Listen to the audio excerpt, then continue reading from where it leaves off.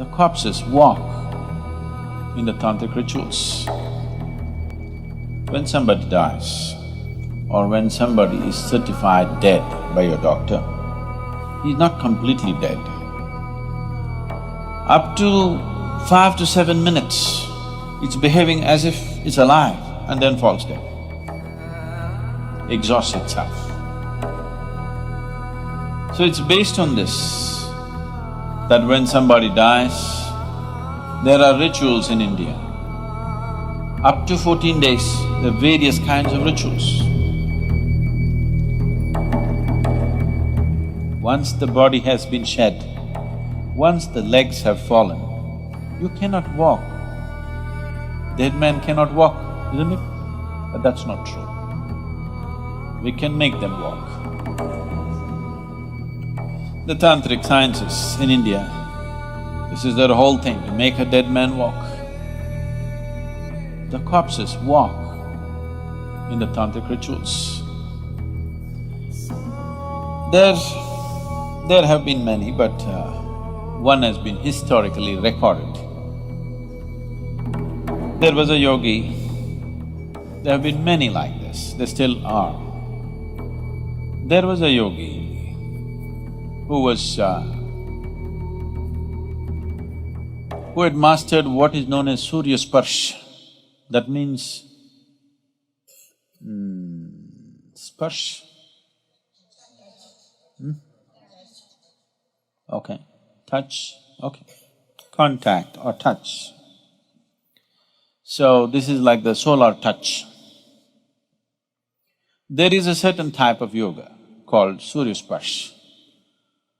So he mastered this. This was a bong. What's a bong? A Bengali.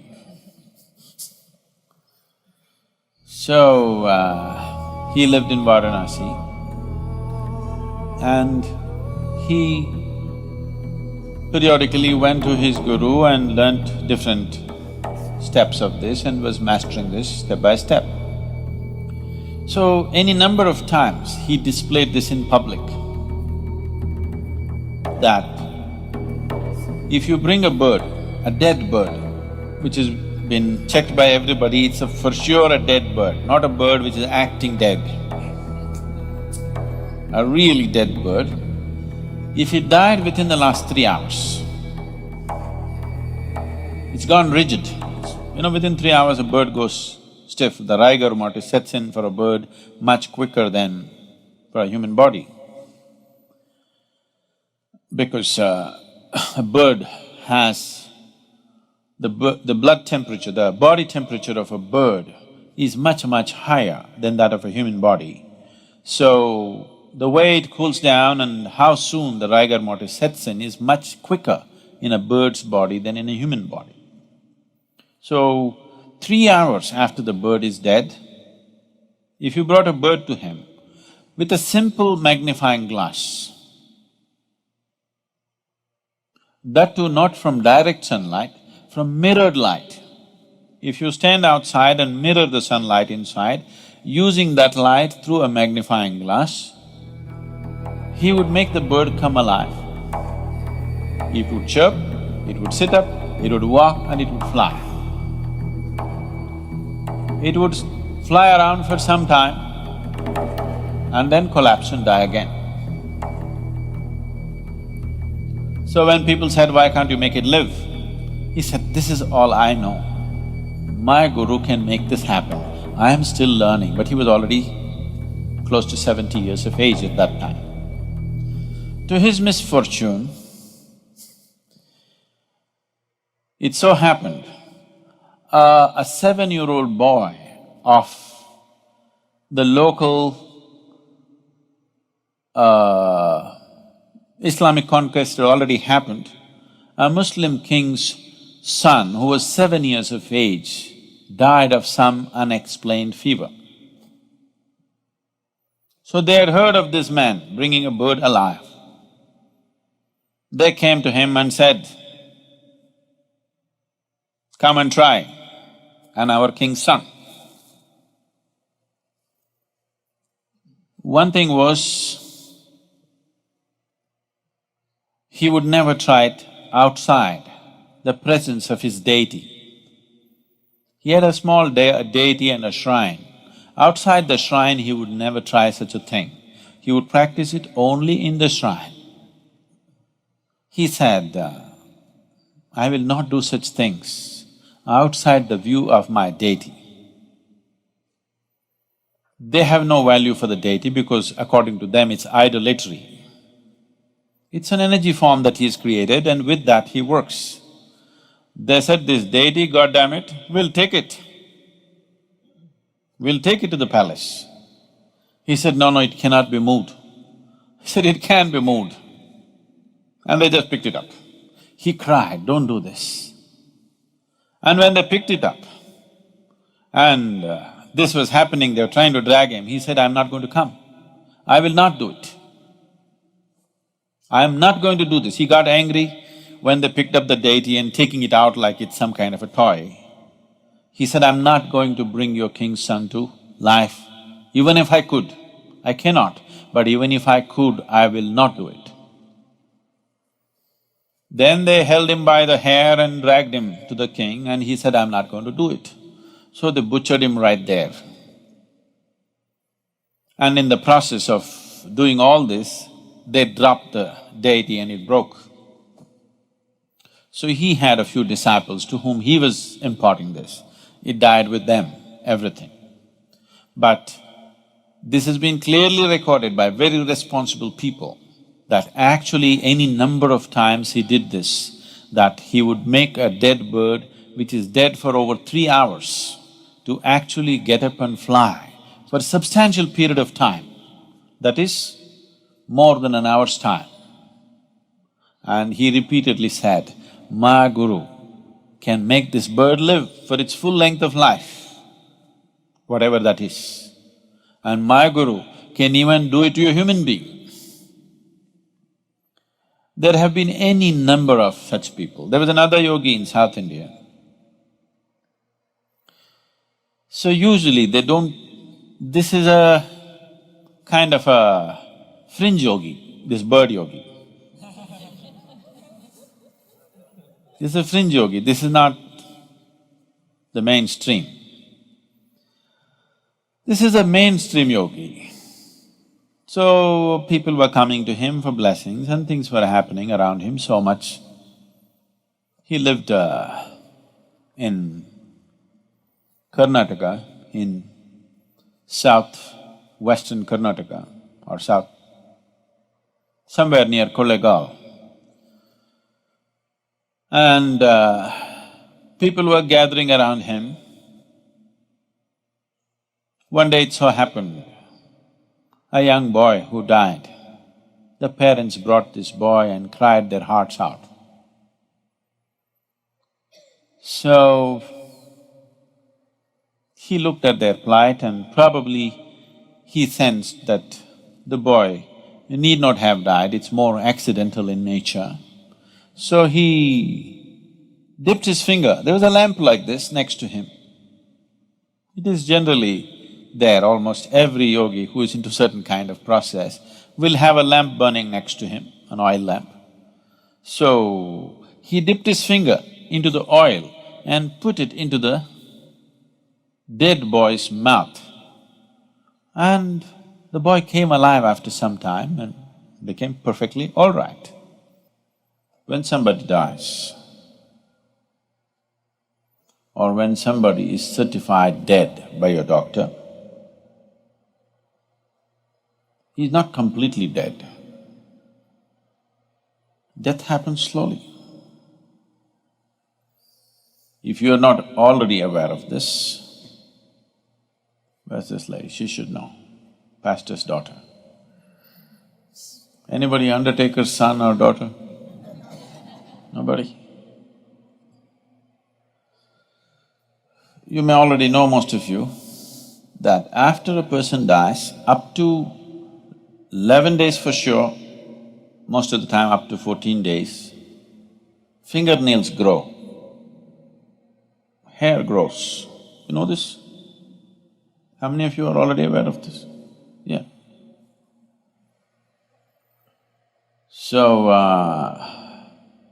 Because death is happening slowly, step by step it's going, it's not yet complete.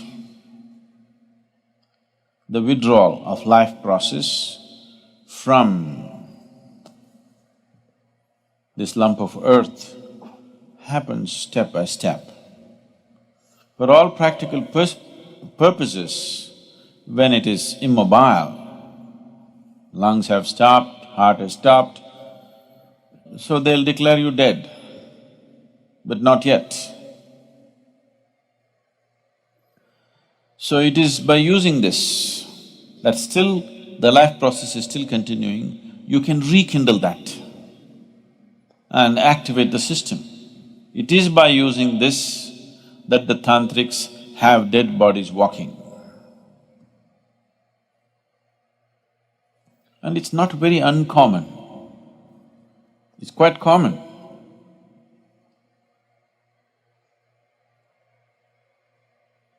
And sometimes, they will be working upon this when the cremation is on. There have been many instances, I have not personally seen, but I know people who have no reason to lie about it and they will not, such people have actually seen a burning body getting up and walking. They've set fire to it, it's burning, but it gets up and walks. Because at that moment when the burning begins from outside, the life process retreats and there's a concentrated spaces where life is happening more intensely at that moment. They make use of that and rekindle the system in such a way that suddenly it gets up and walks. Up to 5 to 7 minutes, it's behaving as if it's alive and then falls dead, exhausts itself. So it's based on this that when somebody dies, there are rituals in India. Up to 14 days, there are various kinds of rituals. Unfortunately, these rituals have mostly lost their… the knowledge behind that, the power behind that has been lost and people are just doing things like for livelihood somebody is doing it, or just for the sake of doing it, they're doing it. Very few people truly understand the significance of what it is. Because life energies recede slowly, they've gotten so deep into this, every cell in the body, it doesn't just go poof like this. Functionally it may die, but totally it does not die, it dies slowly. So we want to hasten that process. We don't want somebody to die slowly. Dying slowly can be torturous, isn't it? Dying slowly is torturous or no? So it can be torturous. So we want him to leave quickly. After he dies, first thing is to tie the toes together. You know this? You still do it or no? Tie the toes together, because if you do not tie the toes together, from the lower end of the body, it will start imbibing life. It wants to live, because all the cells in the body are not dead. They're still making an effort to live. They will try to draw energy. When they try to draw energy, certain forces will enter the body. So you don't want that to happen to your loved one. So the moment he dies, you tie the toes. Now, no external support, he will go much more quickly. And the next thing is, you wash him up with water. Because when you wash the dead, see, even if you're alive, if somebody tries to give you a bath, they'll pour water on your face, you will feel like you're being waterboarded. When you were a child, when your mother gave baths to you, because we never used showers and things, they poured water, she always held it like this for you, so that the water doesn't come here and you don't feel waterboarded. But somebody else was giving a bath to you, they just poured, children are doing like this. Yes or no? So if you just pour water over the face, this dead guy gets waterboarded. If any little activity is happening, it'll all cease. So to live gracefully and to die gracefully is very important. Death is not some strange subject that we should not talk about. It is right here, progressing for all of us, isn't it? Slowly maturing, your death is maturing. One day it'll be complete. Let it be a long time after, but right now it is maturing, isn't it? So if you understand life very well, absolutely well, you can exit the body in such a way that you exit completely, you gather everything and leave. If you live like that, then we will give you a burial. We don't burn your body because we don't want to waste the wood on you. You have completely exited, there is no hurry. We can keep you for a day or two and then bury you. So I'm saying, this is a culture where we understood life and death absolutely well and dealt with it as it should be dealt with. Within the first 14 days, you can do a lot of service to the dead. That culture grew, that science grew in a big way in this country, but then got corrupted. So, what was a very wonderful science became commerce, and commerce became corruption. So today, if somebody in your house dies, you go to those people who claim they will do something, they will say, your grandfather wants to drink milk, give a cow, not 1 liter of milk, a cow. It's raining, your grandfather needs umbrella, give an umbrella. Your grandfather is walking through thorny paths, he needs footwear. See, whatever you may know or you may not know about your grandfather, one thing you know is he left his body here and went. Once he's left his body here, umbrella, clothing, footwear, not okay. Yes? But unfortunately, it's become like this. So we are right now in the process of training people to do this kind of services, but you should never make it your profession. Just as a service, if you are willing to offer, we can train you to do these things properly, and it's a very important thing to do in life. It's a very important aspect. When somebody has lost his body, he is completely helpless. He needs help, and he can be helped, but not with contaminated, corrupt hands.